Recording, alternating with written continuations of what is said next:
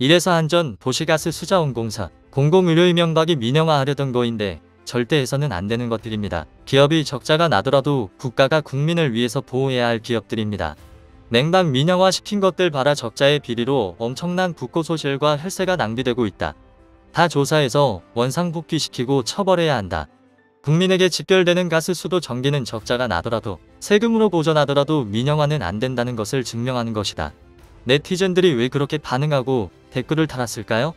이유를 한번 봅시다. 유럽과 중국이 에너지 대란을 겪는 가운데 한국의 엄청난 대응력에 외신들이 놀라움을 표하고 있습니다. 한국은 지금까지 전 세계가 인정할 만큼 낮은 전기요금을 유지해오고 있습니다.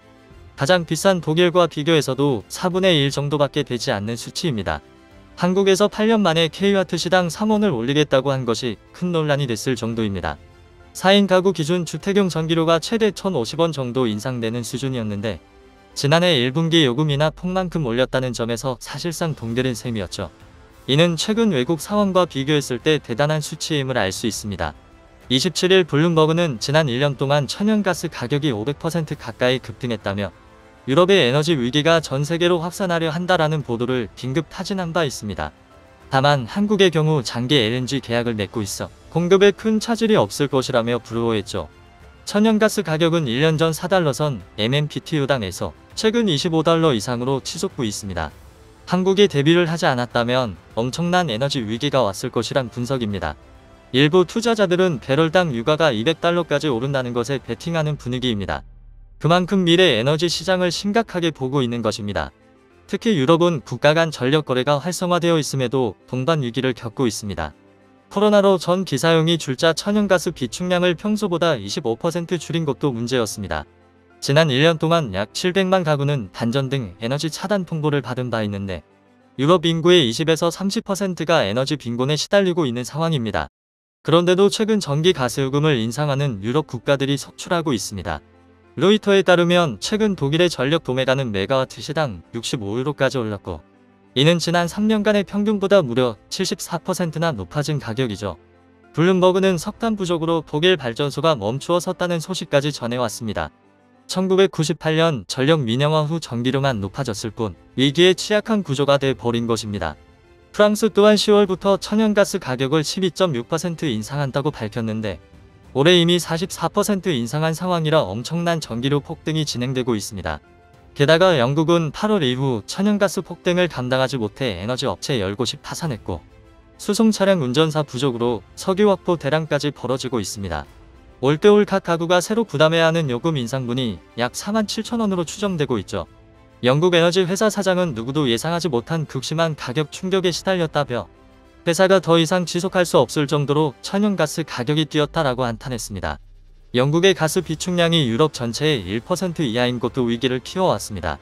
영국은 1986년 가스 회사 민영화를 시작한 이래 에너지 회사 호가를 쉽게 내줘왔습니다. 재정이 탄탄하지 않아도 돼 업체 수만 12개사에서 70개사로 불어났죠.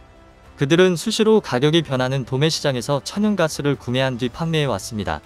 가격 변동에 따른 위험을 에너지 기업이 고스란히 떠안는 구조였던 것입니다. 1년에 2번 요금을 상향할 수 있는데 이달에만 12%가 인상됐습니다. 유럽은 천연가스의 40에서 50%를 러시아에서 수입하고 있었습니다. 러시아와 국경을 접하는 국가들은 의존도가 90%에 달하는 상황이었죠. 그런데 최근 러시아가 유럽으로 가는 천연가스 수출을 대폭 줄여 논란이 되고 있습니다. 시베리아 천연가스 가공 공장에 화재가 발생한 탓이라고 설명했지만 일각에선 러시아가 천연가스 공급을 줄고 유럽 길들이기에 나선 것이란 관측도 나왔습니다. 러시아 가스프롬은 작년 약 103조 원 6조억 루블의 매출을 올린 세계 최대 천연가스 회사입니다. 정부가 지분 50%를 보유하는 국영기업인 것입니다. 이에 가스프롬의 주가는 1월 대비 7% 가까이 상승한 상태입니다. 그런데 이런 비슷한 차트가 한국가스공사에서도 발생하고 있습니다. 9월 35,000원 하던 주가가 한 달 만에 47,000원을 넘겨버린 것입니다. 최근 들어 기관 투자자와 외국인들도 무서운 속도로 매수에 가담하고 있습니다. 한국가스공사는 대한민국 정부가 지분 46%를 보유한 공기업이죠. 국내 LNG 수요의 80%인 3,300만 톤 정도를 책임져 오고 있는 회사입니다. 다수 국가와 고정 가격으로 장기 계약을 해서 안정적 공급을 해오고 있습니다.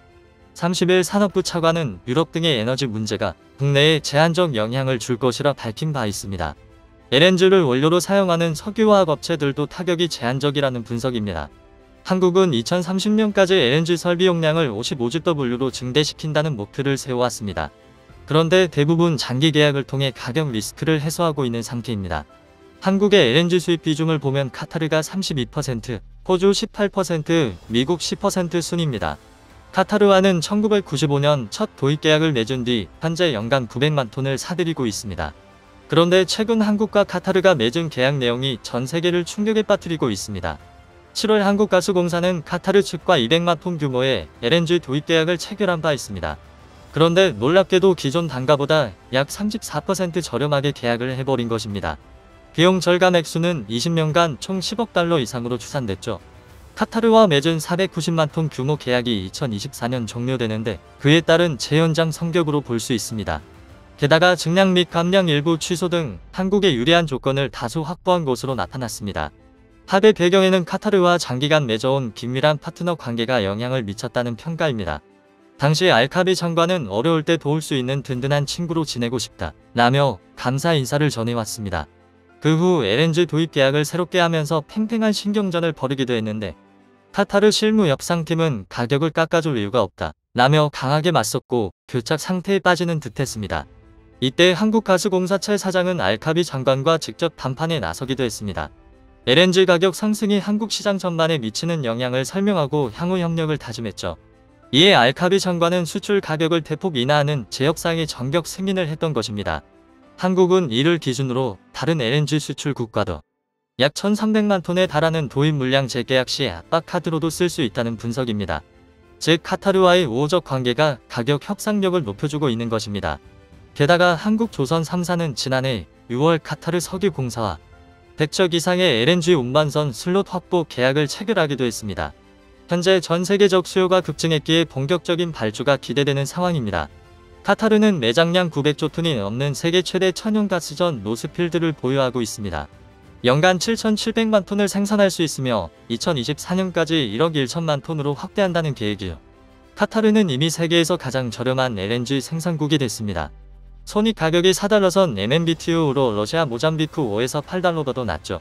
한국가스공사는 더 안정적인 도입을 위해 2019년에는 BP사와 약 11조 원 규모의 미국산 LNG 도입 계약을 체결하기도 했습니다.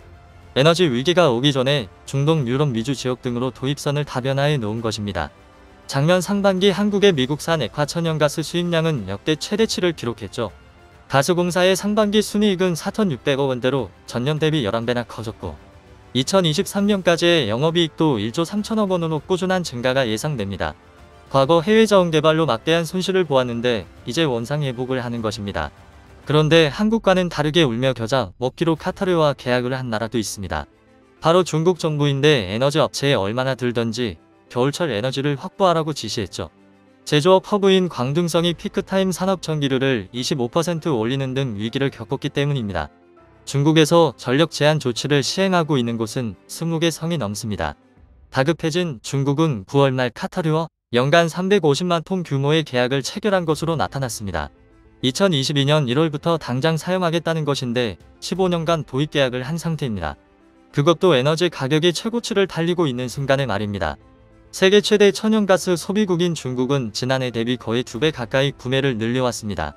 에너지 사재기에 나서면 국제 가격은 더 오를 수밖에 없는 상황이죠. 중국에서 화력발전 비중은 71%로 수력, 풍력, 원자력, 태양열이 뒤를 잇고 있습니다.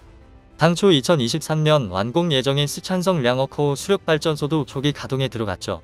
연간 115kWh의 전력을 생산할 수 있는 설비인데 서둘러 운영하는 만큼 붕괴 위험도 커지고 있습니다.